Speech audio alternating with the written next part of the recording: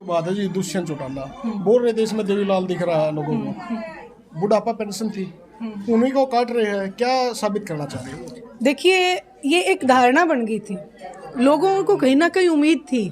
देखो, जब लोगों की उम्मीद टूटती है तभी पता चलता है। उम्मीद थी कि ये शायद आदरणीय चौधरी देवीलाल जी के वंश में से है, तो उन्हीं के नक्शे कदम पे कार्य करेगा, लेकिन वो इस काम में फेल हुए। और बुढ़ापा पेंशन में आज आप सबके बीच, आपके चैनल के माध्यम से हमारे प्रत्येक बुजुर्ग से ये वायदा करती हूँ कि इंडियन नेशनल लोकदल उनके सम्मान में 1 रुपये की भी कमी नहीं आने देगी। हम आंदोलन करेंगे यदि सरकार ने हमारे बुजुर्गों के सम्मान में से कटौती करने की भी कोशिश की तो। आपकी तो बात होती होगी, बड़े चौटाला साहब से बात होती होगी, अभय सिंह से बात होती होगी, मतलब वो ऑफर दे रहे हैं जेजेपी वाले, पार्टी एक हो जाए, 2024 का इलेक्शन इकट्ठा लड़ा जाए, मतलब आपकी क्या कुछ नजरिया? देखिए, आदरणीय ओम प्रकाश जी चौटाला ने एक बात कही है कि पार्टी के लेवल पे, जब पार्टी इंडियन नेशनल लोकदल है उसके अंदर तो किसी का विलय हो सकता है, लेकिन इंडियन नेशनल लोकदल एक वो सच्चाई है जिसका किसी पार्टी में जाके विलय नहीं हो सकता।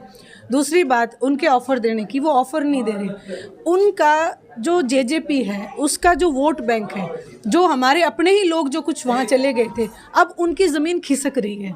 अब अपनी ज़मीन को बचाने के लिए वो एक राजनीतिक स्टंट के तहत ये घोषणा करते हैं।